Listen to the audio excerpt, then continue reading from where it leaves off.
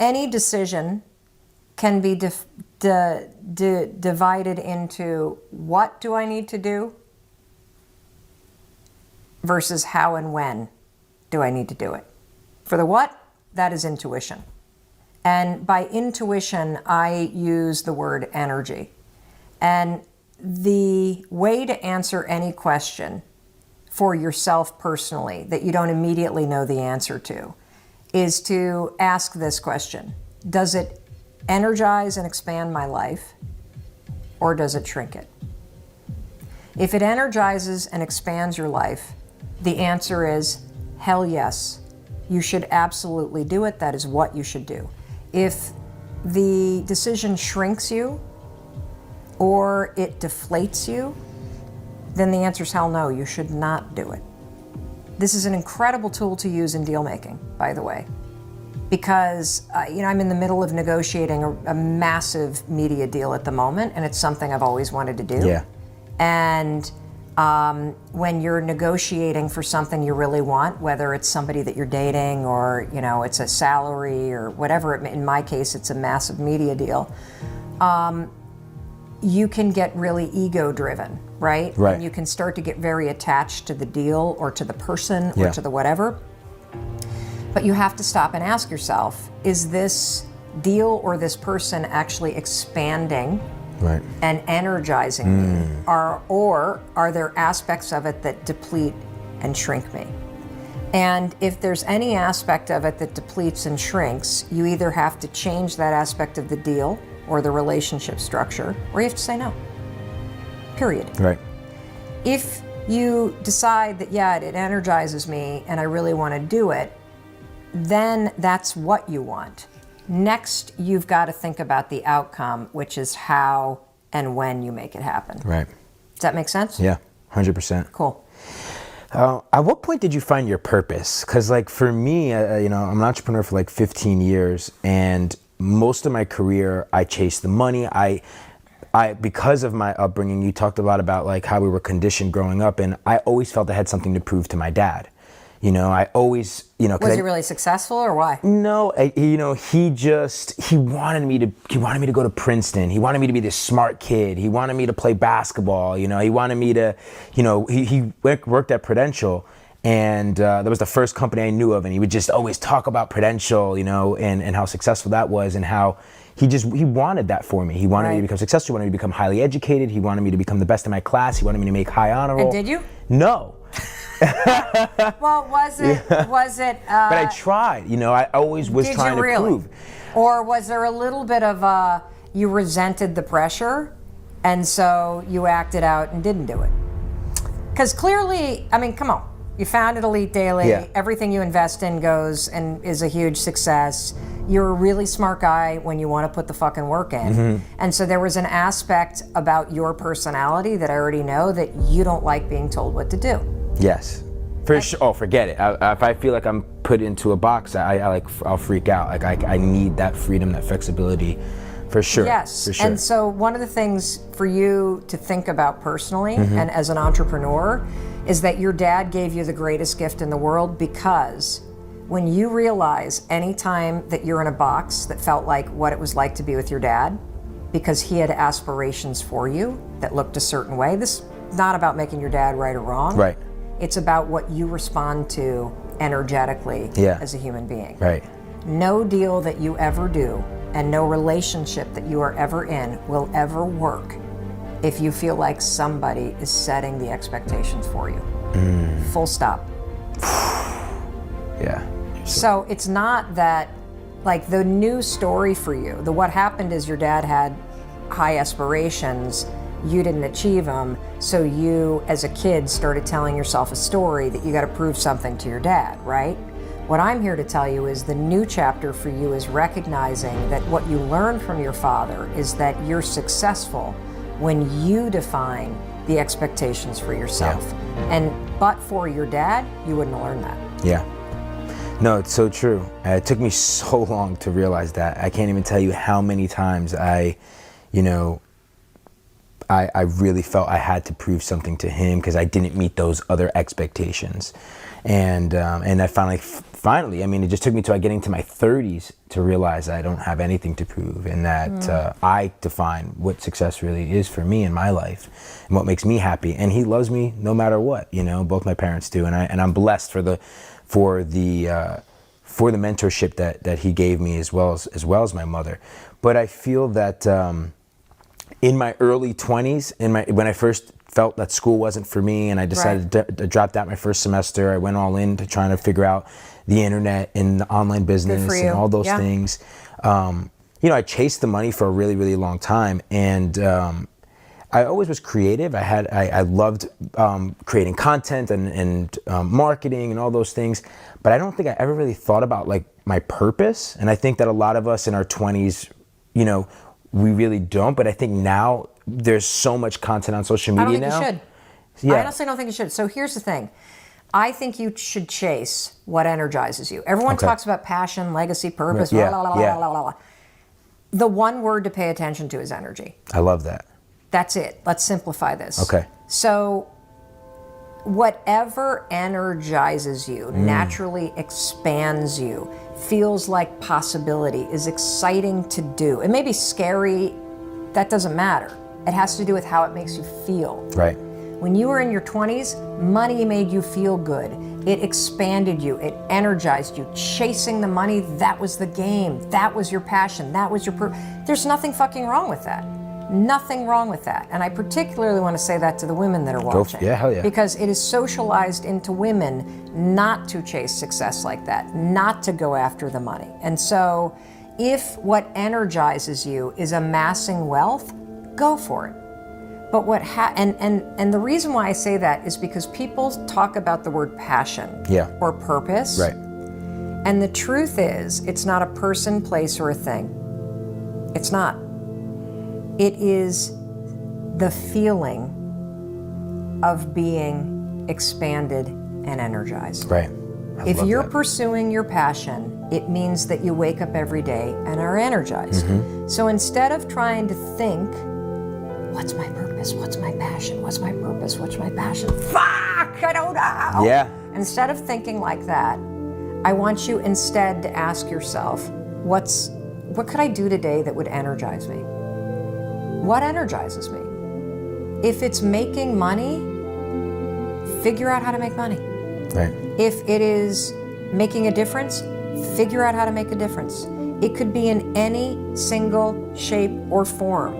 But if it energizes you, that's what you need to follow. And what happens is that passion also, because it's energy, it dissipates over time. Because when you first start making money, it's fucking thrilling. Yeah. Thrilling. There is nothing more exhilarating than making your first million. Yeah. Nothing more exhilarating. Yeah. But what happens is once you learn how to do something once, you can do it over and over again. And so it starts to become routine, which means it's no longer energizing. Right. Which is why every entrepreneur out there goes through the mode of chasing the money, and then you hit the money that you need to make, and then you're like, I'm not fulfilled. What's my purpose? I don't know what to do. Yeah, I went through that. I need to find the light. You know, I did the, everybody does. Yeah. And it's because you were energized by the money, and now you're not. Yeah. Now you got to be energized by the next thing. Yeah.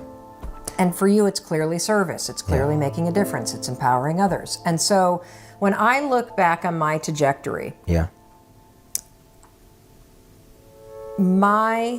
thing that energizes me is making people feel like they matter.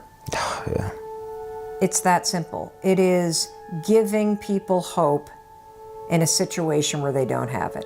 It is shining a light on the path forward when somebody feels stuck in darkness.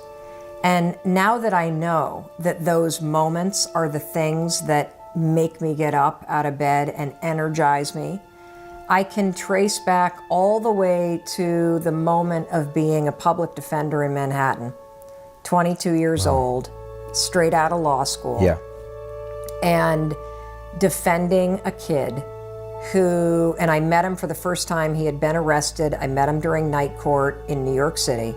I was a brand new young attorney. and this kid had been arrested, and he had been arrested for throwing a champagne bottle in the middle of Times Square on New Year's Eve, and it had come down on a woman and had sliced her face open. Oh my God. And he had been ID'd and pointed at by her friends as allegedly the kid who had done it. And he was a junior in high school. And he had gotten in trouble. I think he had like a juvie record for, like some petty bullshit shoplifting or something when he was 12, but that was it. High school kid on his way to go to junior college, mom working hard, terrified, absolutely terrified. And I met him because he had been arrested, and the family couldn't afford a lawyer, and I was a legal aid criminal defense attorney, and I was assigned to represent him. And I remember walking back into the cages behind the judge's bench, because if you look at a judge in a courtroom, there's two doors, typically, one to the right, one to the left. One of those doors leads to the hallway, which is what all the court officers and administrative workers walk to, that's behind the court system. The other one leads to cages that are behind the judge, which is where they hold the inmates as they're waiting to come in and get arraigned, or they're waiting, for the trial. And so I walked back there and I called out this kid's name, and I just remember him asking, is my mom out there? Is my mom out there? And I said, look, I'm gonna tell you something. I'm gonna make you two promises. I'm gonna get you out of here tonight, and I'm gonna do everything I can because he was like, I didn't do it, I didn't do it, I didn't do it. I swear to God, I didn't do it. And I promised him, I said, I'm gonna get you out of here tonight, and I'm gonna do everything I possibly can to clear your name. And I remember the relief in his face. And he said, you believe me? I said, of course I believe you. Gave him hope. Holy shit. That moment, my heart blew open. And it's those moments where you give somebody hope, where you show them the path forward, where you're stronger and clearer in that moment than they are. So now they can be. Yeah. And that's what I show up and do every single day. And I've only become more emboldened because we have a platform. Yeah. And what the platform on social media and on the speaking circuit, and now as an author whose work is in 36 languages. It's unbelievable. It is unbelievable, and that's happened in 16 months. The book has been translated in 16. And the podcast, I'm like, you got to number one, freaking like that, like lightning. Well, yeah, we did. It's incredible. Behind that, I'm just thinking about what it took to get to number one like that. It took 10 fucking years of schlepping and failing and being a public defender and doing other things. And so, what was the shift? I'm really curious about what was the shift for you that went from criminal defense attorney to saying... None of it was conscious. None of it was conscious. And that's why I say follow the energy. Yeah. Because if my husband hadn't gotten into a business school up in Boston, I'd still be in New York City making $19,000 a year as a legal aid attorney. That's what I'd be doing, because I loved being a fighter for people that didn't have people fighting for them. I loved that. And I still do that today. Right. The people that our audience are people who want to do better. It's people that want to be happier, people that want to do more for their families, people that want to pursue their dreams. And I am fighting.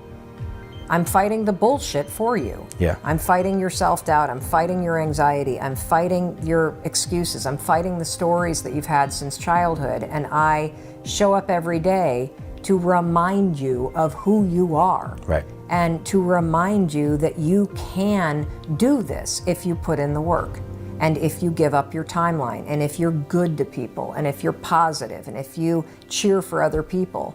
And the fact that our platform has grown so fast and our engagement is so big makes me better at what I do, because we literally hear from 1,000 people a day who are either struggling or who have used some small thing that we've said and it has improved their lives or their relationships. And that makes me not feel It gives you energy. It gives me energy. Thank you. It doesn't go here, it goes here. Yeah. You know what I mean? Yeah. Oh, yeah. And it's also why I'm so intellectually curious, because if one 5-second rule tool can help the millions of people that it's helped, imagine if we keep going and digging and sharing other simple things. Right. Imagine the number of people that we can empower and help and encourage and help them make their own lives better. Mistake number 1 is that you think passion and purpose are the same thing.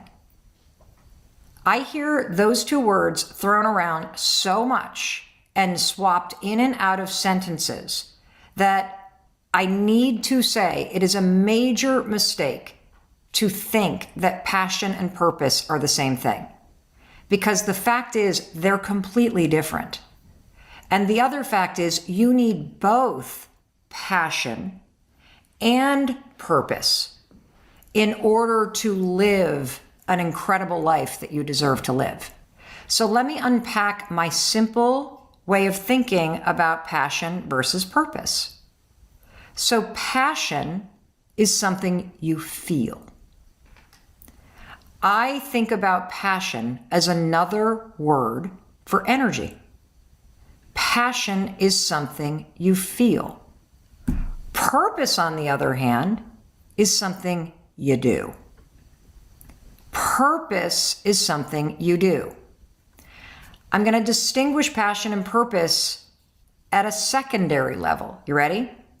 So passion is something you feel. Passion describes the energy that you feel. And the other cool thing about passion is for you. Passion is simply anything that makes you feel more energized in life. I'll give you an example. And I want you to think about what is something that brings passion into your life. And as you think of the thing that brings passion into your life, share it. Because when you share something that you're thinking, it always ignites and empowers and inspires somebody else that's watching this too. So for example, passion is for me. Passion is what I feel. Passion is the stuff that brings energy into my life. So here's my passion. You ready? I love to garden. I love to walk into a flower store. I love to savor a fabulous cup of coffee. I love and am passionate about watching stand-up comedy. I am passionate about hiking. I am passionate about, I'm actually passionate about the polar plunge challenge and doing cold exposure therapy. I'm passionate about getting together with our kids. I'm passionate about walks on the beach. I am energized by making plans to go somewhere. I am energized by cooking. All of these things that I'm listing are things that I do or things that I think about that infuse me with this energy. That's what passion is. And you need that in order to live an awesome life. And passion is so simple to bring into your life because passion is literally just about getting intentional, about filling your time with things that bring you energy. It kind of makes sense, right? That's all the passion is. And now that you understand this simple idea of what passion is, that it's something you feel, it's for you, it brings energy into your life, you now understand why people say, "Oh, I'm living my passion." I would never use that sentence because I think the accurate thing is I feel passionate about my work as a doctor. What they're saying when somebody says that is they're saying, I feel energized by my work. And if you are one of the 89% of people that feel stuck right now, here's what I know. If you look at your day-to-day and your week-to-week life, you are not doing anything that naturally brings energy into your life, positive energy. And a simple way to flip the switch and bring more passion into your life is to become intentional about making time to do the things. Like Marianne, she's passionate about running, designing, chilling with her friends, connecting with people, helping connect people in business, nature, sunrises, so many things. Even writing the things, did you guys notice? Even writing down what brings energy into your life actually makes you feel more energized. So that's what passion is. Purpose is something you do. And purpose is what you do for the world. Purpose is this anchor that you attach yourself to. And it is the thing that you do for the world. It's how you show up for other people. It is the reason why you're doing things. It's sort of like, I'm going to give you another example. We've got the anchor, because when you're connected to why you do what you do, you will not feel adrift, okay? But I'm going to give you another example about purpose. So have any of you ever had a situation where you're like near a body of water and you either have your dog or somebody else's dog, and that dog runs into the water or the pond or the river or the muddy stream or the swimming pool, and then they come out and they shake, shake, shake, shake, shake all over you, and the water spreads everywhere, right? I also feel that purpose is that stuff that naturally shakes off you and hits other people.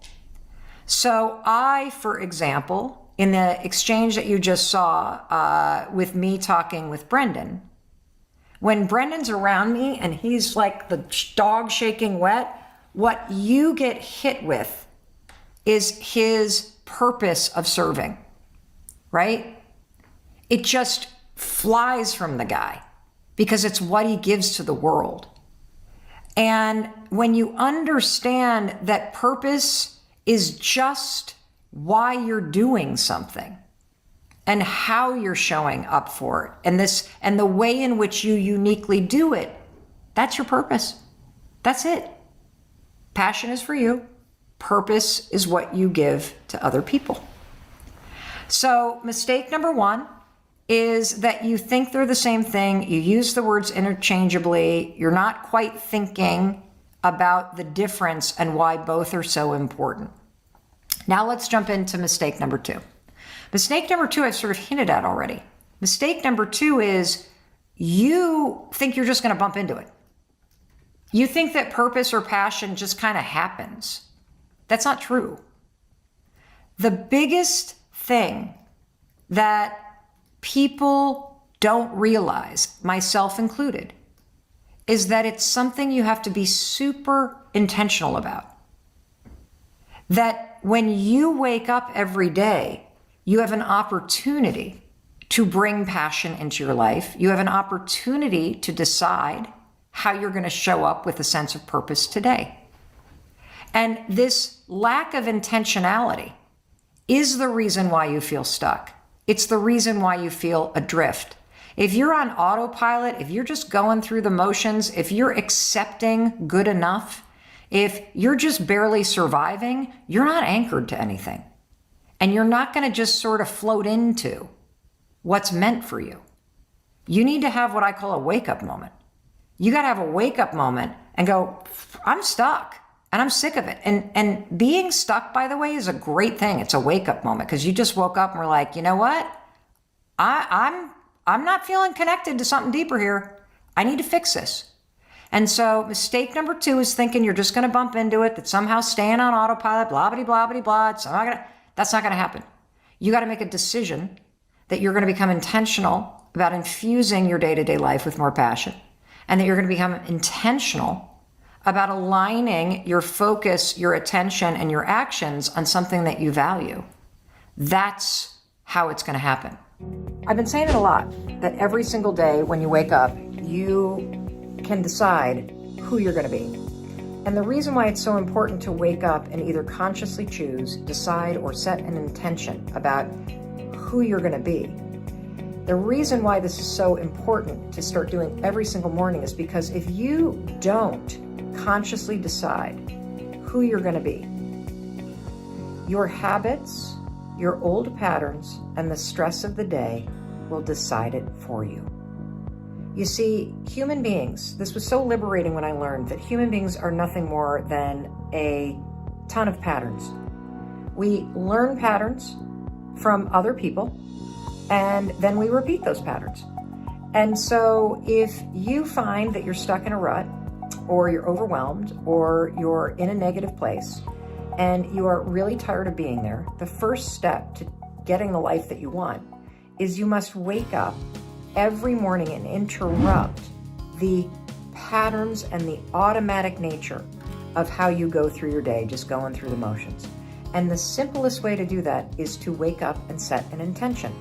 So when I say decide who you're going to be, what I'm talking about is, what mood are you going to be in? How are you going to behave? What are you going to show up and do today? Are you going to be motivated? Are you going to be patient? Are you going to be present? Are you going to be grateful?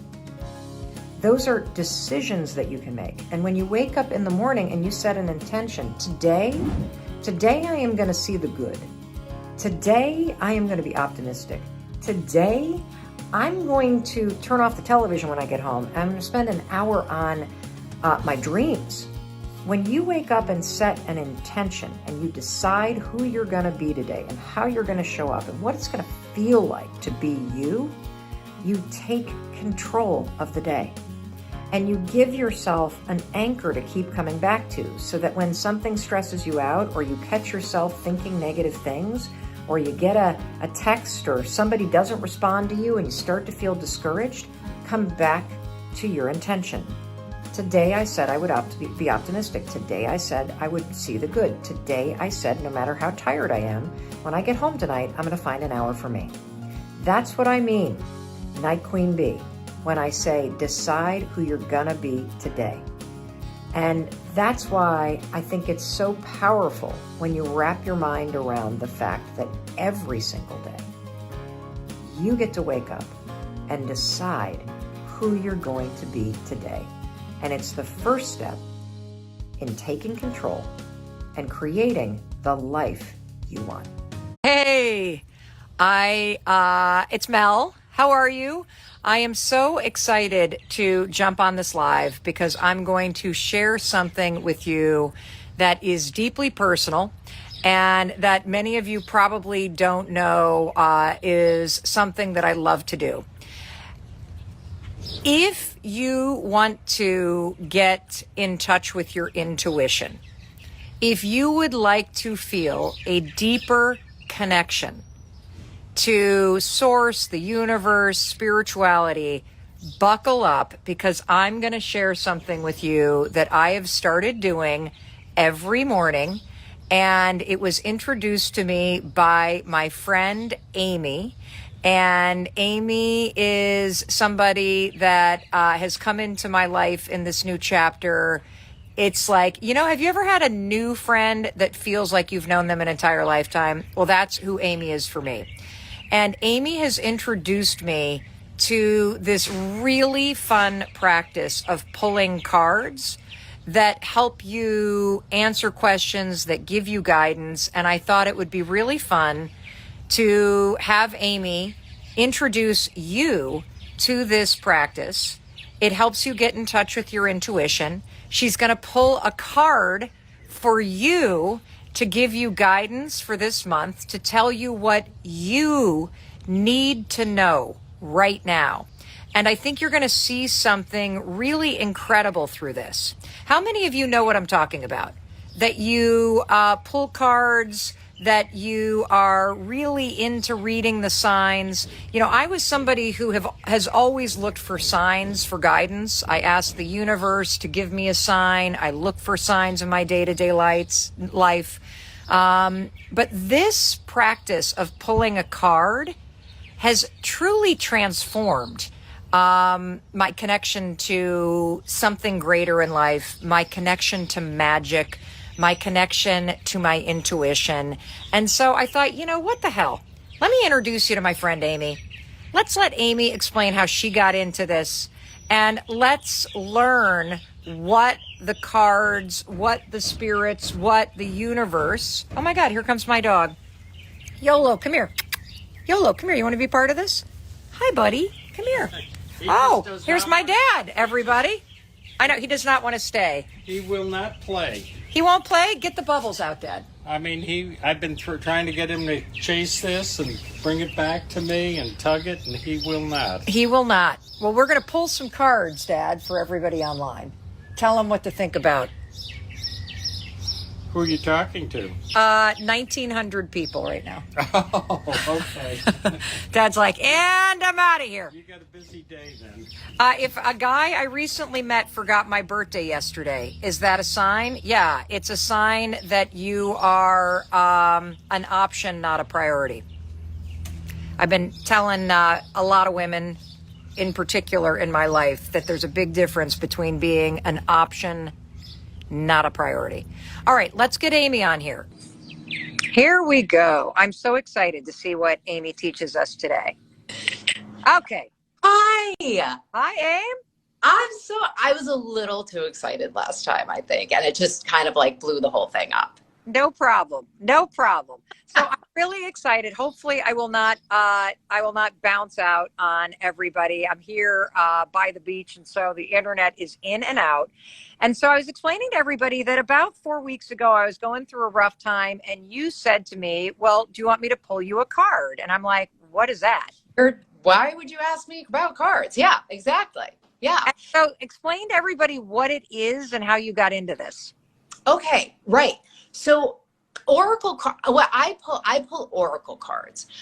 People have heard of tarot cards, and most times they don't really hear of oracle cards. And when they hear of like tarot cards, it's kind of like, oh, that's like a thing that certain people do, or like it's kind of magic or whatever.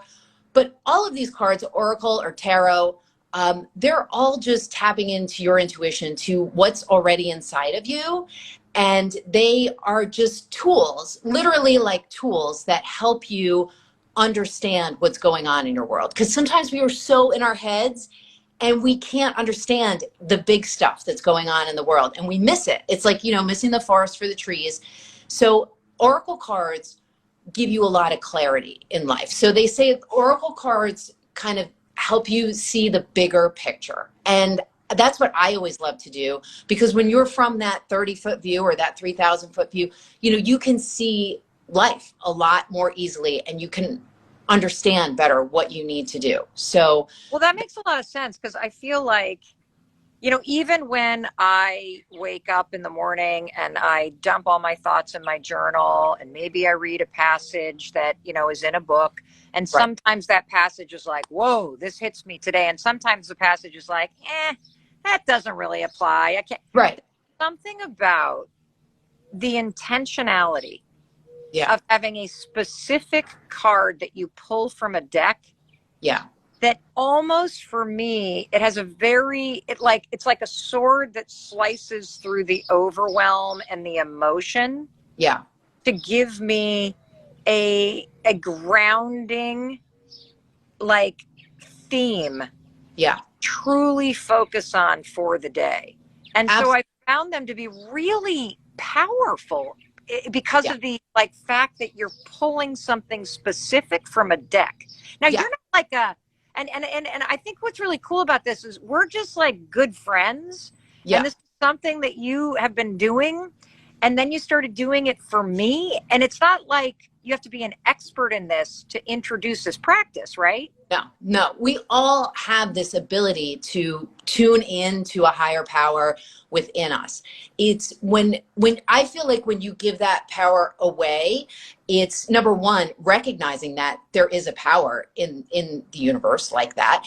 And also you're just before that step for doing it for yourself, right? So like you said in the other live stream, I had somebody pull this for me. I had somebody pull a card for me every day. I pull cards for myself, but when I feel like I'm too in it, I like to have other people do it. But you can cultivate this practice for yourself. It's nothing to be like, I have people who are, say like, can I touch your cards? Like, is it okay? Can I ask a question? Yes, like have fun, play with this. Like it's getting to know your own intuition and your own life situation. So I think it's a lot of fun, and you can definitely cultivate it within you. And I have learned to do that. When I first started working with this stuff, I was very hands off. I felt like everybody else knows how to do it. I don't know how to do it. It's not a gift within me, but it was something I really wanted to do. It was something I really wanted to know more about. So I studied it, and I tried to learn as much as I can, still thinking like, this is not my gift in the world. But as time went on, I did cultivate it, and everybody else can too. You know, it's definitely something that you can learn how to do.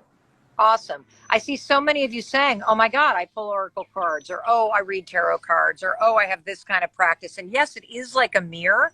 And so Yeah. I thought would be really fun, because Amy has already sent me my card this morning. And it was a card that keeps reappearing, which means there's a lesson at YOLO. Come here. There's a lesson in there that I clearly need to go deeper on if it keeps reappearing. But Right. I thought it would be really fun, everyone, for Amy to pull a card for you.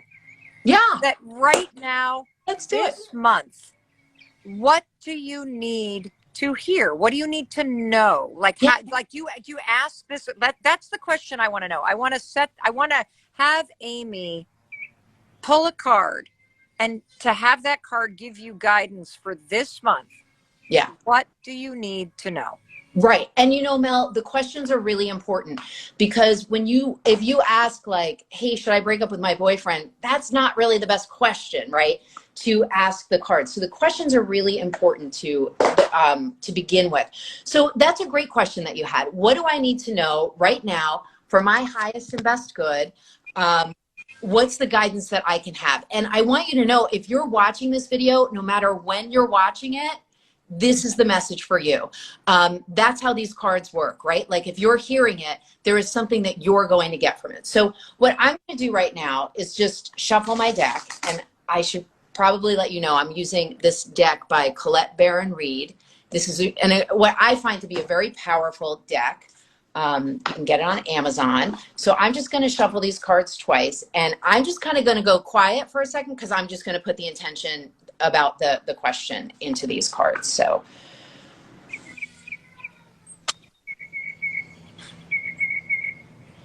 Ooh, everybody's ready. Everybody set your intention. You are about to hear something. I want to say something about this, because, you know, even if you're watching this video and it's 11 years from the date that Amy and I filmed it live, right. There is something insane, like I don't even know how many hundreds of millions of videos get uploaded to YouTube, right? Every week.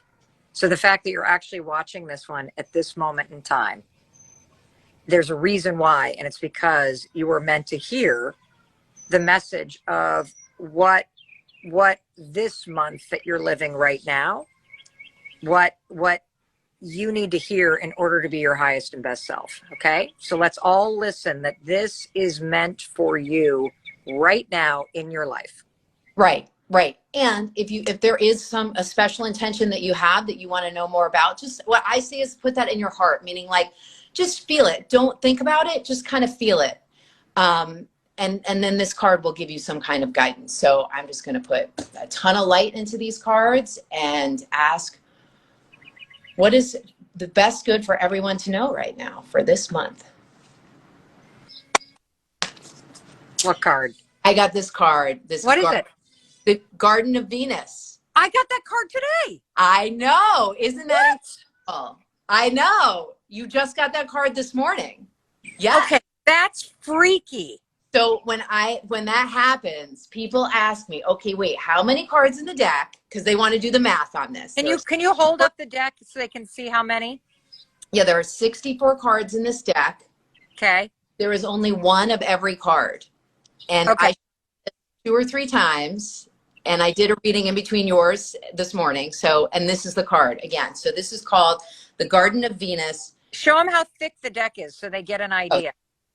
These cards are absolutely beautiful and really, really powerful. So this is what the deck looks like.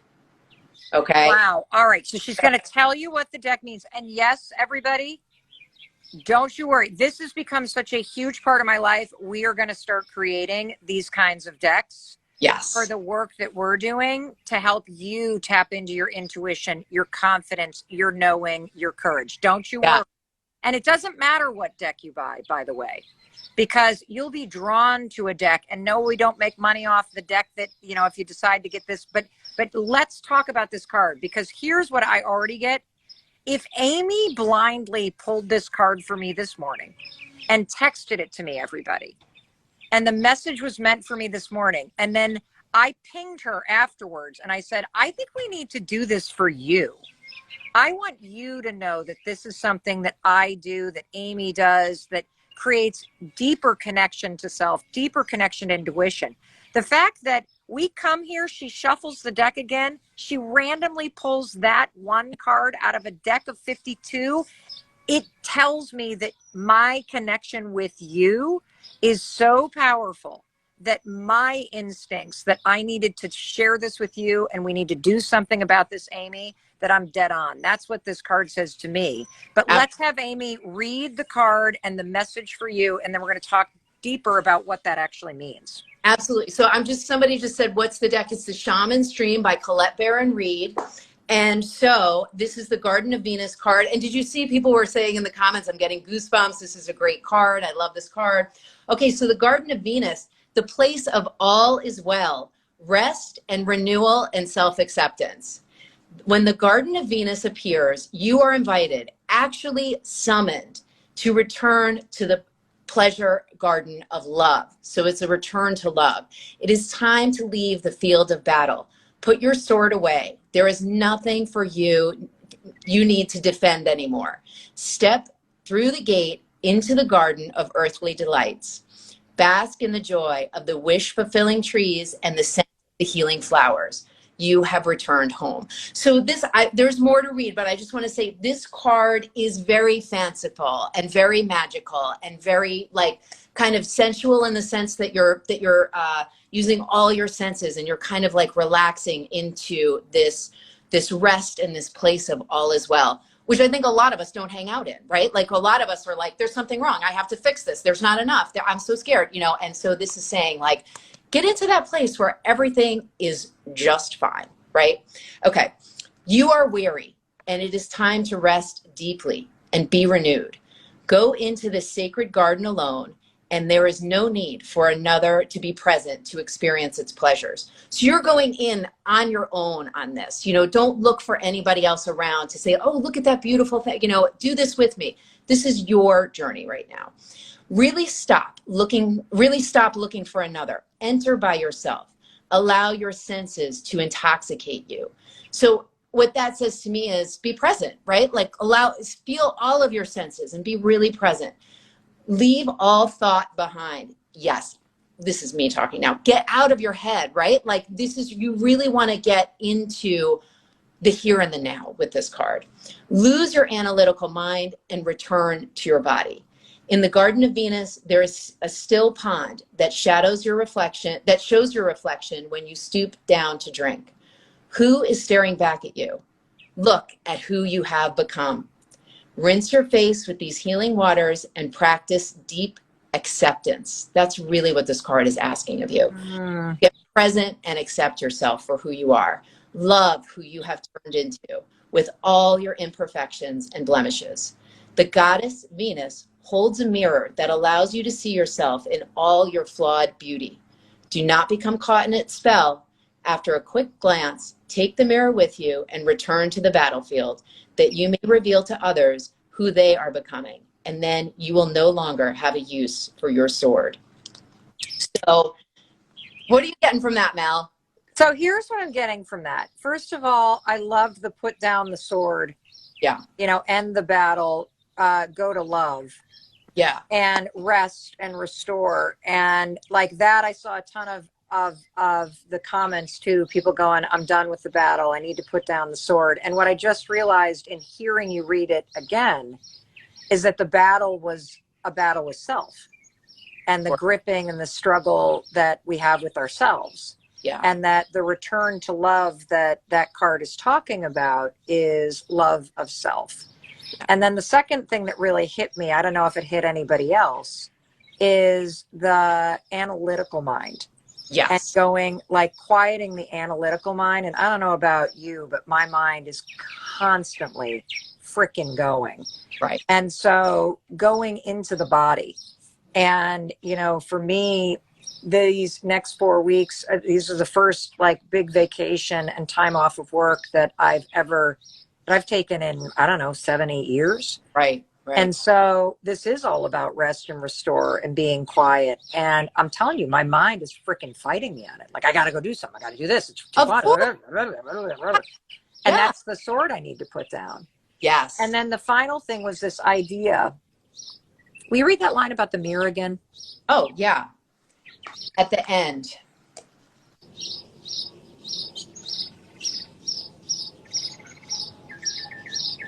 It was like in the last third. Yeah, do not become caught in its spell, in the spell of the mirror, right? After a quick glance, take the mirror with you and return to the battlefield, that you may reveal to others who they are becoming. Then you will no longer have use for your sword. What does that say to you in terms of like kind of this period of rest and going back to the battle? What does that mean? I think this period, for me, this card is all that beauty. Like when you see that card, you're like, oh my God, that is gorgeous. What you should be saying is looking inside and saying, oh my God, I am gorgeous, right? Like I totally accept myself and I don't need to worry about the flaws anymore. I am not concerned with anything that detracts from the beauty that's within me. I need to accept all of these things about myself. So that card kind of invites you in and it's like, oh, this is so magical and beautiful, but the beauty is you, right? And so the mirror is, once you see yourself and the beauty of you, you can go out to everyone else and reflect their beauty back to them. You become the mirror and you no longer need that sword, right? The sword of the mind. You put that down and the mirror is your only tool, like showing other people their beauty or their greatness. Sometimes maybe their flaws too, you know, like sometimes maybe not showing them their flaws in a kind of pedantic way, but just showing them like, hey, this is what's showing up for me right now. Like, you know, you're using a really harsh tone right now, or, you know, something like that. So the mirror and the sword to me are the two tools that are, one is greater and the mirror is the greater tool. You know, that's what I get from it. Does that make any sense? It does. So if you had to bottom line the message to you, the person watching, on how to be your highest and best self this month, what does this guidance mean? Like, how do I take this into my life for the next month? Are you there? Oh, you're talking to me? Yeah.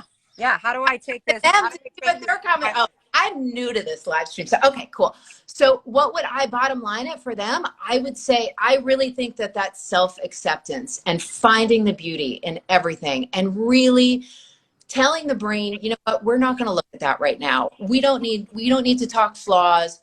We don't need to talk imperfection. We are really going to look at the beauty and the rest part of this card, because if you remember, there's like that rest aspect of it. The rest is the rest of the mind, right? Like and you say like, but Mel, I can't, you know, stay in bed all day today. I cannot like, you know, just, you know, have like cook a great meal for myself and do a detox and self-care. That's not what this card is talking about. It's saying rest your mind and allow yourself to really experience yourself as you fully are. Become present, right? Check into all your senses, become present, and accept all of the beauty, because that's a lot of what we reject, right, Mel? I mean, like, that's a lot of what we're not looking at. So look at the beauty. I just totally got it, because it's interesting. When I first heard it and I heard put down the sword and rest and restore, I immediately thought like take a nap. Don't work so hard. Don't rip work, which I need to do. But I think the deeper meaning is put down the sword in terms of how much you bash yourself. Yes. Rest your mind. That's what I get from this. Yeah. I totally hear it. Stop the self-criticism. If you're listening to this and you saw this card and you're thinking like, oh, there's a garden near me, like I'm going to go look at that garden. Yes, action that. Go into that garden and do those sorts of things that this card felt like it inspired you to do. Right, YOLO? YOLO. Right, YOLO. Good spirit animal. But really, it's the inner garden that we're looking to explore, right? The monkey mind is what you need the sword for. So I love this. it's a deep card. It's a really deep card. And you can get it. The thing about these cards that's so great is you can get it on so many levels. And so you can get it on the level of like, okay, I need to rest today. If that's your message, take that message. That is the message that's meant for you. Sometimes we don't need to go deep. Sometimes it's like, yeah, put your feet up for a little bit. That's the message. If the message is, I need more self-reflection for you, if that's what you're picking up from this card, that's the right message for you. And that's would be my message to everyone is like, whatever you're getting from this, trust that you are getting what you need from this. It doesn't be this life-changing thing. It's just these little course corrections. Maybe if you take a few minutes extra for yourself today, you'll be more patient with your kids, and then things will move in a different direction in those relationships or other relationships. So if you're getting rest, great. If you're getting the idea of beauty, great. If you're getting the idea I'm going to stop beating myself up, awesome. If you're getting the idea like that I am going to go so deep with myself and just have radical acceptance today, phenomenal. All of those things are meant for you. Amazing. So what I want to talk to you watching, and in the comments, tell me, what did this message mean to you?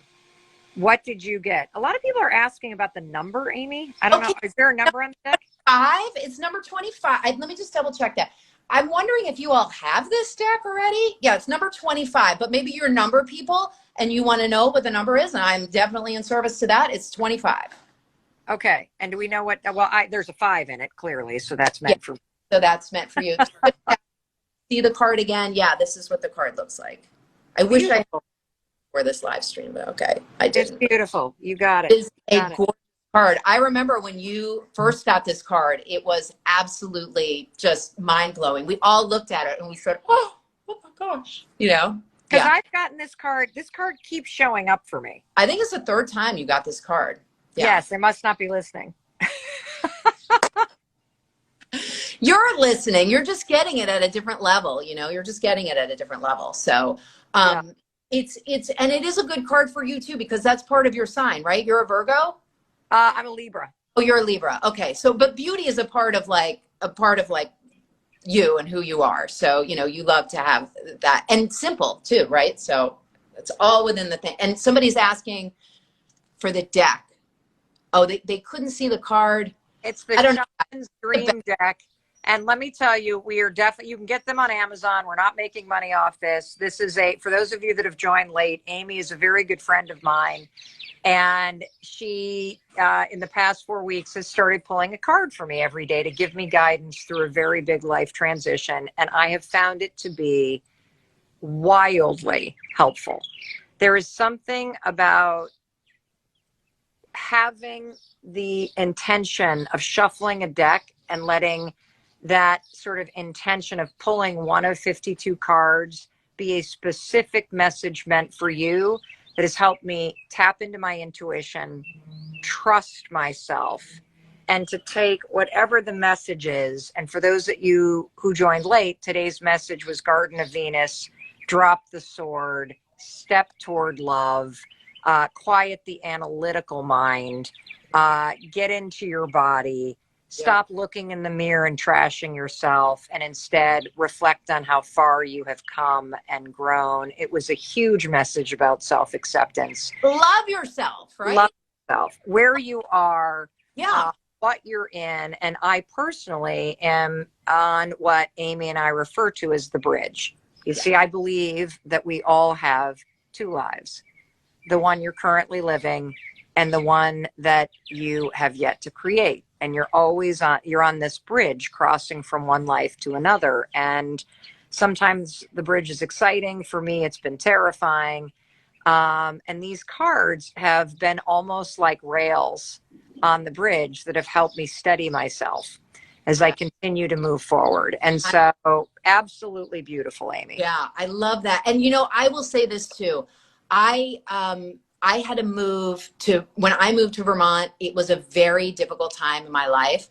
I needed that kind of steadiness on that bridge. and I would pull a card for myself every day. And I just needed to hear every day, we need to go straight ahead. And sometimes my husband and I would be apart. He would be in New Jersey, I was in Vermont, and I would leave my card deck in New Jersey with my husband, who is very analytical. I always say you can't talk to that man without a spreadsheet in your hand and like knowing how to deal with a pivot table. He is incredibly analytical, but he started pulling them for me. And he was just like, oh my God. Like, and so now he gets a card whenever he wants one. The messages are there. If you're not, I see a couple people in here talking about like, I was raised Catholic and and about religion and stuff. If you want a message, and if you're listening to this, it's there for you. And it doesn't have to feel heavy or like I should do this. It's a really beautiful piece of guidance that is for you and almost like from you for you, Yeah. So, yeah. Yeah. Awesome. Awesome. I'm so glad to share this with everybody. I am too. And I'm so excited because this has made such a big difference in my life in just 4 weeks and Amy's life that we're putting our heads together and we're going to come up with our own version to help you tap into your intuition and your guidance. And if y'all love this, we will make sure to do these once a month for you, maybe even more. Who knows? I love it. I'm happy to do it whenever it calls, Mel, I'm there because I know, and this is my like deep knowing in my heart. I know that when you feel like you're lost, like you don't know what you're doing, or you know what you're doing, but everybody else is like, you're kind of like not doing the right thing. Doesn't seem like the right thing to be doing whatever it is, or thinking whatever, or deciding. You just need that little bit of extra confirmation, and it makes all the difference. And I know I have stepped into a bigger, better life because I had that kind of love and confirmation behind me. So I'm happy to share it whenever. I know how helpful it is. Amazing. Well, I love you, Amy, and I really appreciate you being here. I had something happen yesterday. It's something that I'm not proud of. It's something that I felt really bad when it happened. I had a crazy, overwhelming day. Everything was coming at me from a million different directions. I was being pulled in a million different directions. Chris and my daughter was home from college, and she's sorting out her summer plans, and she was getting extremely stressed out. Meanwhile, I've got a million emails. And so that's how I felt yesterday. And all of a sudden, I looked at my phone and I realized, oh my God, I was supposed to pick up our son almost an hour ago from school. My heart sank. I mean, who forgets their kid? I did. I lost track of time. And so I immediately started texting our son. He wasn't responding. I called the school. He calls me. I said, dude, I'm really, really sorry. I was doing something with Sawyer and I'm running really late. Where are you? Well, I'm about 10 minutes away. No problem. I'll meet you in the front of the school. And he got into the car and I burst into tears. He's like, what's wrong? And I said, I just feel like I failed you today. And I just feel like I am not the perfect mom that I should be. That's the words that fell out of my mouth. And he looked at me and he goes, Mom, if you had been on time, you would be one of those perfect moms that are all over their kids, that are up in their business, that never do anything wrong. And I don't want a perfect mom. I want my mom. Oh my God, I'm getting really upset. And then of course I started crying more. And I was like, that is the most beautiful thing that you've ever said to me. Because it's true. The world doesn't need another perfect person. The world needs you. And you're trying your best. You're doing what you can. And, I think it's really important that you cut yourself a break and that you stop thinking that you have to be perfect. There are going to be days where you're an hour late to pick up your kid. There are going to be days when you can't get to every email, and that's okay. There are going to be days where you feel so underwater, and that's okay. You'll get through it. You'll figure it out. And you've got to understand that it's not about being perfect. It's about just being you. And that means that you got to be willing to start before you're ready. You got to be willing to do what I do every damn day, which is show up in my rollers or start a live stream and disconnect myself or start it and be talking and not even know that I'm broadcasting. You've got to do that version in your life or you're not going to get ahead, period. One of the things that I've learned in my business is that the mistakes are where all the learning is. And actually, the mistakes and the imperfect stuff, that's where the gold is, everybody. And so as you're sitting there and you're thinking about doing stuff and you're trying to make it perfect and you're trying to come up with the right script before you make that cold call, or you're trying to make sure your body looks perfect before you put yourself out there on Match, you are missing out on your life, period. And so I hope that if there's one thing that I consistently inspire you to do, it's to start before you're ready. I am going through a major life change right now, and I consider myself to be a very confident person. And this major life change has literally rocked my world. And I am in a daily battle with self-doubt, with fear, and maybe you watching at home, you know, you've experienced a time, or you can relate to this idea that you have made a decision. Maybe it's to end your marriage, or it's to change your career, or it's to move across country, or it's to heal yourself, or to not have kids. Or in my case, my husband and I made a decision to sell the family home that we have raised our kids in for 24 years. I've lived almost half my life here. My parents, Lisa, never moved from the home I grew up in. My grandfather was born in the house and died in the house that my mother was raised in on a big farm. Like, this has never been modeled for me. And so when I made the decision, everybody, it felt right. And I knew it was the right decision. But now that we're on the backside of it and we're a couple weeks away from closing and packing this place up, I feel my heart shrinking. I feel these massive, like, hot waves of anxiety. I've felt waves of anxiety that feel like electricity. I don't know what your waves of anxiety feel like, Lisa. Do they feel like electricity, or like this is like lava coming through my body? It feels like I've got a beating drum in my chest, and it's like, and it almost like vibrates throughout my whole body. That's kind of how it feels to me. Lisa, I have not felt this anxious and like scared in decades. Decades. And so, you know, you wrote this book, Radical Confidence, and I do not feel radically confident right now. I feel like the Mel Robbins that I know has been knocked on her ass, and I'm wallowing, and I am doing all the things that I know to do. Get up, get moving, don't drink, move your body, reach out to friends, journal, go to therapy. Like, I am so busy. I think almost trying to outrun the fear. Yes. And I don't know if you've ever had this experience, but what were you going to say? Because I just saw you go. Yeah, literally. So there's this thing I call in the book about squirrels, like filling your life. I think it was the movie Up, where the dog has, like, you know, where the dog sees a squirrel and it runs off, and then it sees another squirrel and it runs off over here. It's like they become distractions, but almost the distractions help you not to look at the realities of what is actually happening within you. So you even said you're filling your days up so much with almost these strategies that you're trying to overpower the actual thing. You're trying to beat it out versus actually letting it speak, letting it have a voice, and then addressing it with no judgment in yourself. Because that's the point though, right? You even said, I haven't felt anxiety in years. And so in those moments, I actually go, oh, she's back again. Are you kidding me? Because I'm literally like, what the fuck is this bitch doing here? I thought I got rid of you in law school and I was 20. What?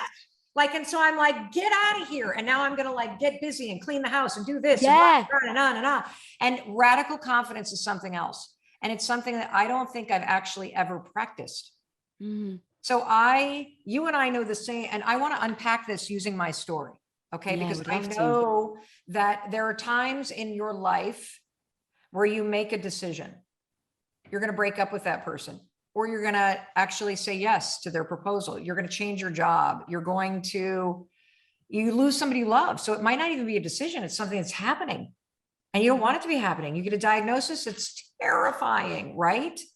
In my case, you know, I make this decision. I think I'm confident about it, but the second the decision becomes real, I feel like I'm now a no. I feel like I signed up to go skydiving And I was all excited when we were on the ground, Lisa, because you were going. And then Lisa's all excited. So I get excited and this is great. And Lisa and I are going skydiving. And Lisa gets on the plane and she's off. And I'm standing down there like, this is exciting. And then I watch Lisa go out and I'm like, oh my God, she made it look so easy. And then the plane pulls up and I'm like, it's my turn. Okay, I'm in. I strapped to the person. I got my thing on. And now I'm like, I don't want to do this. Don't let me out. Like, I'm like, no. And I'm like backing away. And that's where I am right now in my life. Yeah. Right now. And so how can I face this situation and find or use radical confidence to help me navigate through one of the literally most emotional decisions I've made in my life? So, girl, thank you for being so vulnerable and honest. And in situations like that, the thing that I will say a lot is give yourself grace. Like, give yourself grace that maybe some part, right? You're trying to push her out. Like, no, oh my God, I thought I got rid of her. I tried that too. I really did. And anytime I tried something new, anytime I made a different decision in my life, she would come back again. And I would beat myself up over the fact that she would come back again. And so I realized, what if I just embrace her? What if I'm just like, oh, okay, you're back here again. That's okay. But remember, I'm not going to let you drive my life, and kind of just reminding yourself that instead of beating yourself up, allowing her to come back and say, why is she back again? What is she trying to tell me? So taking the negative voice that is the bitch and then saying, how on earth can this be my best friend? And maybe she's How the hell do you do that? Because when that fear comes up, Lisa, it is terrifying. Like when you hear that negative voice and the negative voice in this scenario, I know it's so stupid, but I literally go, you're selling this house in suburban Boston because you're lonely. Your kids have left. You've been under construction somewhere else. You work here alone. You live here alone. This chapter of your life is ended. You are a ghost in an old chapter. It is time to move on, woman. I know that. It is time for something bigger. I know that. But when this fucking bitch shows up, she's like, you think you were lonely in suburban Boston? Wait till you live on a mountain, woman. You're not going to see anybody. Oh, you thought it was hard to work virtually during the pandemic outside of Boston? Wait till you try to launch a podcast alone on a mountain, woman. You're fucked. Like I literally, what have you done? What have you done? You screwed it up. You screwed it up. How do you have this no BS method. You talk a lot about the why. How do we use these tools in moments like this to find our radical confidence, Lisa? Yeah. So you've got to know your why. You have to be so ingrained in that anything that comes your way can pull you through. So the negative voice, the fear is the ego speaking. The ego is trying to say like, hey, I'm here. Like, you don't want to do that because you're right. Everything you just said, but Mel, what if you don't have Wi-Fi up there? So it's trying to protect you to say, don't do it. Don't do it. Because you just taught me something, Lisa, and I'm sorry to interrupt you. No, please. When I hear the word ego, I always think strength. Or I think being conceited. I've never thought about the ego and the voice in your head as being something there to protect you when you're scared. Yeah. Never thought about it that way. So if I can understand this, and I would love to hear where you've done this in your life, where you've been paralyzed, that you have to, one of the key principles of practicing radical confidence, particularly in moments like ones I'm going through right now, is you have to attach yourself to why do you want to jump out of this airplane? Why? What is the bigger thing that you're up to in life that caused you to be pulled to do this, to long to do this? Have you ever had this moment for yourself? Absolutely. So multiple times actually in my life. So going from being the stay-at-home wife, supporting my husband for 8 years, cooking, cleaning for him, then helping Quest, like my husband, oh, I'm a good Greek wife, I'll help you, and not realizing it would grow at 57,000%. And in that growth, having transitioned into, oh my God, maybe I love business. Maybe this is actually something I love. The idea of tearing apart my identity of being the good, supportive wife. This identity that I was told my whole life I would end up being. I got accolades for it. I got pats on the back for it. I was getting all the validation of what a great wife I was. And yet it wasn't fulfilling me. And yet it wasn't giving me the life I actually wanted. I hear you. So, and it wasn't, I heard something else. I wasn't sure if that was I sorry. thought like you got somebody calling you. No. So if it's not, oh, shit, what was my line? If it wasn't, I don't know where we are here. Okay, gotcha. So I was holding my identity to the validation that I was getting. And yet, as Quest was growing more and more, I started to love it.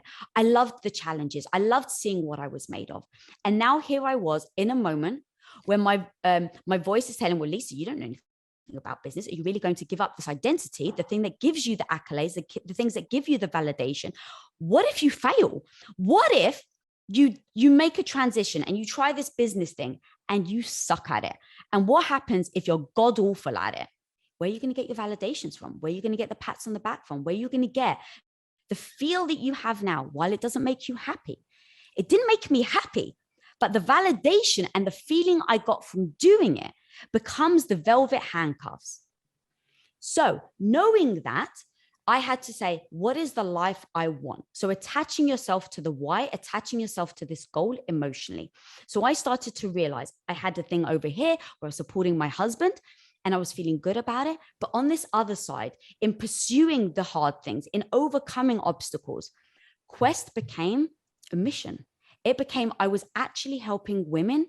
Like we were getting letters from women who were in the anorexic community. And they said, this one woman specifically, I remember, she sent us a letter. And she said she was in the hospital at like 40 pounds, Mel. She was on her deathbed. Oh, God.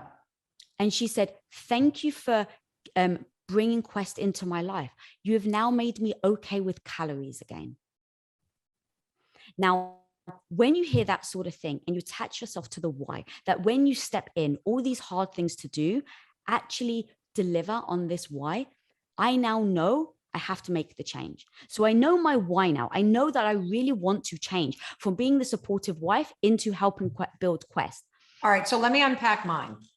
So I, like you, it's interesting because your story went from you were the supportive wife for 8 years, supporting, as many of you know, Impact Theory, that is part of the Impact Theory Global brand that Lisa is the co-founder and president of, the Impact Theory Studios. But a lot of people know Tom, your husband, because he started, that show. You guys have 7.5 million people in your Impact Theory audience. And so you supported Tom for 8 years. You guys are co-founders then of Quest Nutrition. And so you went from bucking all of the stuff that you were told to do, being raised in a Greek Orthodox family. You're going to get married, you're going to support your husband, you're going to have children, and discovering that you love business. Yeah. And the impact that you were making and the fulfillment that you felt became your why. Correct. The why you were going to not do what society and your upbringing and what you thought you were supposed to do. Yeah. I have something that's almost like the reverse. As the more successful I've become, the lonelier I've become, and the more stressed out I've become. And my why is to create more peace. It's to create more ease. It's to create more fun. It's to be much smarter about my business so that I can accelerate and magnify the impact without accelerating and magnifying the stress.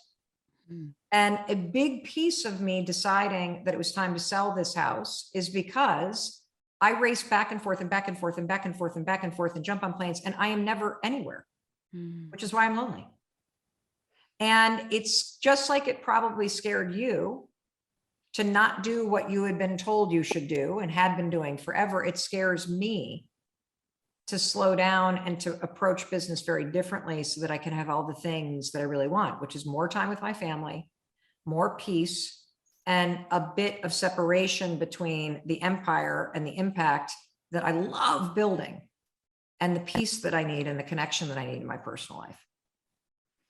And when I say that, I'm like, fuck this house. I'm out of here. Back this shit up. Let's go. Right? See? Yeah, it all depends in the moment, right? So for instance, if we even know hangry is a thing, right? You don't eat, you get mad, and all of a sudden you may say something you shouldn't have said. So if we understand that one little thing by not eating has an impact on how we feel about ourselves, now think about all the other things that come along with what you're doing. You're having to look back at 25 years or however long you've been there, right? So all of that is emotional, of course. And so now it's like, how do you separate why you're trying to do it with the emotion you're feeling? Oh, I love this, because here's what I just got from this. The grief is completely appropriate. 1,000%, Mel. The fear is not necessary. Like, the fear is something through radical confidence. If I'm able to separate the process of grieving, which is an emotional process that you cannot attach a timeline to, that is so healthy and so important. And it's also all about the love and the loss and the, like, all of it. And you can't outrun it. And that is something that's really a big part of this major change, is the grief. But what I've done is I've collapsed the fear of the unknown and my lack of confidence in knowing whether or not this next thing is going to be successful. So if you look at that, the why, right? So you've got the why. So everybody, the first piece of advice from radical confidence: if you are in the low, if you're in a big major decision, if you're scared about something, you did not lose your confidence, because it's in you. We're going to tap into it. And if I'm hearing you correctly, step one, when you hit that moment, is you got to attach yourself to your why. And my why is that I want to make a greater impact and have much more peace and ease in my personal life and more time with family and friends. And that's why I've got to remove this variable of a house that my entire family has outgrown, even though I don't want to give up the memories. Like, I'm still walking around here because it keeps me close to my kids. And then you're also saying, though, and this is the really important part that I've actually never heard anybody say. I'm sure lots of people have said it, but I've never heard somebody say it in a way that I really understood it, Lisa. And that is that the fear is your ego trying to protect you from something you're scared of. Yeah. And when you feel the fear, you need to detach it from everything else. And you need to turn towards that fucking fear. You write this chapter. I'm so glad we're talking about this, because this is my favorite chapter, everybody. This is make your negative voice your bitch, and then turn it into your BFF. And I'm telling you right now, my negative voice is my bitch right now. Like, I didn't make it my bitch. It is bitching at me. Yes. It is scaring me. And so the voice that's scaring you, going, I can't do this. I'll never make friends. If I was lonely here in Boston, then I'm going to be really lonely on a mountain. What the fuck have I done? Just screw. Bitch, bitch, bitch, bitch, bitch. My daughter has this right now. She got into this great program in London, and she's pursuing her dream of being a singer-songwriter. And she's 5 days away from leaving. And her fear, so her ego, is going, you're not going to like it. You're going to be homesick. This is going to be terrible. Blah, blah, blah, blah. So what do you do when that fucking bitch is bitching at you? You literally listen to her. You go, all right. I don't want to listen to her. All right, Mel, she's I've your been best. listening to her and I'm crying in my bed. How do I stop listening to her? Okay, here's what I love it. Okay, so here's the thing. Just like a partner, your spouse, your best friend, she's going to tell you the hard things. You don't sometimes want to hear it, right? I ignore Chris. I'll listen to you. So okay. All right, there you go. So your friend is telling you, like, hey girl, you may want to watch out for this. Hey, you know what? This actually could be a bad thing. Like, what if you are lonely? So now I go, oh, she's actually a friend trying to warn me of something that may happen. Now, as my friend, because she cares about me, because she doesn't want me to get my ego dented, she doesn't want me to be embarrassed, she doesn't want me to feel shame or guilt. So she's warning me. So if she's warning me, hey, you're going to be lonely. Okay, great. Thank you for letting me know. Maybe I will feel lonely. So what I'm going to do right now is I'm going to have radical confidence, and I'm going to put something down. So let's say you have a list, right? On the one side, what is that bitch telling you. And now if it was your BFF, what is she trying to help you come up with a strategy or a tactic to mitigate that when it happens? So maybe, here's the thing, Mel, maybe you do get lonely. That's very real. And now here's the thing. What are you going to do about it? You're going to say, all right, I've got a game plan. I've pinged Lisa and I've told her, hey, look, I'm actually really worried about going. I may feel lonely. Do you mind that you become my partner in crime, or whatever word you want to be? It's like, okay, yeah, of course, Mel. So now you can go by the fear and you go, cool, thank you, fear. You've just warned me of something that may deter me from loving the new decision that I've made. And so taking that down, piecing it together, everything you just said. So even your daughter, it's like, well, I may feel, what if I get there and I miss my family? Okay, great. That's actually a very valid fear. What are you going to do if you miss your family? Instead of wallowing, like you said, right? And it's like, oh my God, I miss my family. You go to your cheat sheet, which is your radical confidence cheat sheet. And you go, everybody, I'm making mine right now. Oh, I'm making mine right now. I'm turning this conversation into a coaching session for myself, which, by the way, I would have paid thousands and thousands of dollars for by the minute. Because if you can get me out of bed, not wallowing and terrified of this big decision, then that changes everything. And I think you kind of just did. Yeah, taking that critic, right? Because I tried to stop the critic in my head. I tried to, but I couldn't. So I'm like, okay, what if I can turn the critic into my coach? And that's exactly what you've just written down. The critic is saying this, but your coach is telling you what you can do if you're fearful of this. So you've really taken this thing that used to be crippling, it was your kryptonite, and now you've made it your superpower. And the other thing I really want to hammer home, Mel, you said it and it's so beautiful, is the grief thing. This is so powerful because I think we live in a world where we think just because we're moving towards something we love, that we don't have the right to mourn the life we are leaving behind. And when I decided I didn't want children. I was just going to ask you about this. Okay. When you said that, I literally was like, I have to ask her, because you on social media are such an empowering voice for anyone who has decided that they're not going to have kids. They just not what they want in terms of the way that you want to live your life. Yeah. So is there grief for you? And how did you come to that decision for yourself? And why are you personally so vocal about the decision? Yeah, thank you, Mark. And even in my decision talking, it really isn't whether I think people should have kids or not, right? It's really about when you think you are going to have one life and you change your mind. So I married Tom thinking I was going to have 4. Like literally, I told him I wanted 4 children because I come from a big Greek family. I always loved the big grand family. And 10, 15 years in, when I realized I love entrepreneurship, I have a chapter called Open Up the Can of Worms and Embrace the Ick. Now, open up the can of worms is me asking myself the hard question. Do I actually want children? And so many of us hide from asking ourselves that question, or a hard question, because the ick is what comes with the mess that is the hard question. So let's say, for instance, do I actually want children? And the answer is no. The ick is now I have to talk to Tom, my husband, who may still want children. Now what happens, Mel?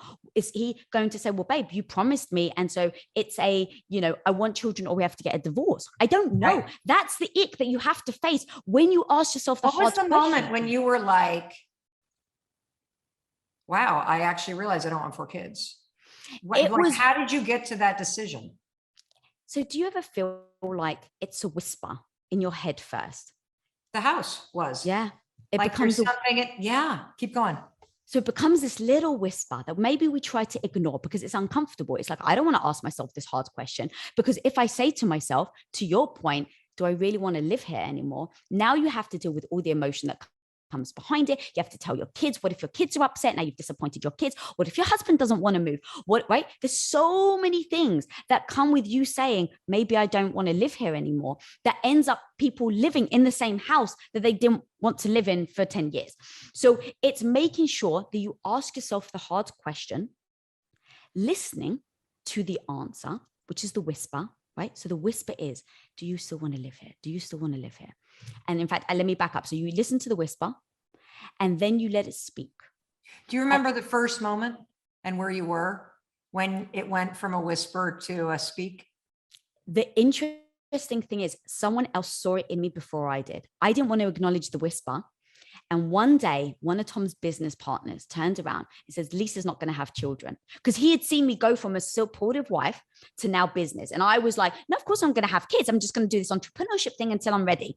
Right. And so he turned around and he was like, Lisa's not going to have kids. And it was so upsetting. It was so upsetting. And I went to Tom. I was like, I can't believe that he said it. Who does he think he is? Why the hell did I have such an emotional reaction to it? That was the thing. I was like, because Tom even said, babe, why does it bother you? Who cares what other people think? And I was like, why does it bother me?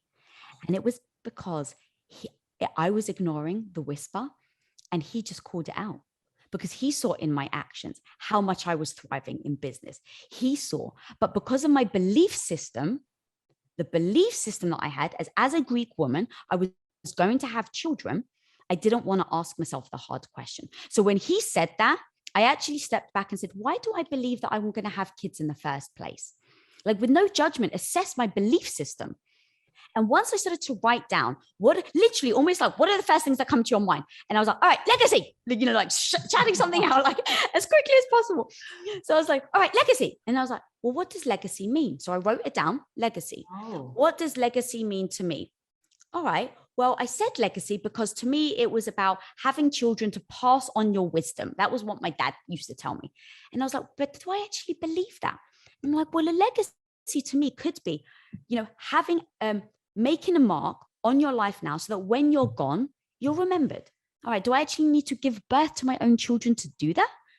Oh, no, I actually don't need to. And then it was like, why else do I believe that I want to have children? I really love the idea of having a little Tom running around, a little mini Tom. I love the idea of having a daughter that one day I could help her mindset not be crippling like the mindset that I had growing up. So all these emotions were real, which is why I didn't want to necessarily say, but is this worth, right? Is this something that I really want to have children over? And so once I looked at that and I said, you know what? I actually still want that. But what I want more than that is the life that I'm experiencing in business. And in that moment, Mel, going back to your grief, I realized I had to mourn the life I was leaving behind. It didn't mean that I didn't want the life. It didn't mean that some of the decisions that I was making weren't going to be heartbreaking to me. But I realized that what I wanted more than having children was actually not to have children. Wow. And so I had to sit with Tom. And we had as a relationship, our communication. And I said, babe, I need to give you the space for you to mourn the wife you thought I was going to be. That's going to take process. What can I do to do that? Right. And so I, with respect, said, he's used to me taking care of him, putting his clothes out, cooking for him every day. And so there is a grief process when you lose someone, right? Those first moments where it's like you're surprised by all the changes. Right. So I said, babe, I need to give you the space to have this grieving process. So what does that look like? All right, I take care of you 7 days a week. So next week, babe, I'm going to take care of you 6 days a week. And then the following week, I'm only going to cook for you 5 days a week. And then the week after that, I'm only going to give you 4 days a week. And what ended up happening was I embraced that both of us were actually sad that we were giving up this part of our life. But we know our why because we knew we were going to do it to move forward to the life that we really wanted. And so giving yourself the space, Mel, right now to grieve all the things that are very true to you. But to have that why, which is where we started, but to make sure that the grief doesn't deter you from your why. This is so beautiful. This is so beautiful. I can't tell you how much I've gotten out of this. I want to try to unpack it because I think it's so valuable what we've just discussed. And as somebody who has spent a lot of time running and a lot of time being faster. I mean, even just think about the 5-second rule. If I move faster than the anxiety, I won't be there when it hits. Right. But the problem that I faced, and it has worked for decades, but the problem that I've now faced in making this massive life-changing decision is that in those moments when you get the diagnosis or somebody that you love dies, or you make one of the major changes, your anxiety catches up. And that's exactly what's happened in this moment. And you've explained so beautifully and so simply how to practice this skill of radical confidence, particularly in these moments where doubt or fear or uncertainty take over. Hey, it's Mel. Thank you so much for being here. If you enjoyed that video, by God, please subscribe, because I don't want you to miss a thing. Thank you so much for being here. We've got so much amazing stuff coming. Thank you so much for sending this stuff to your friends and your family. I love you. We create these videos for you. So make sure you subscribe. Mwah.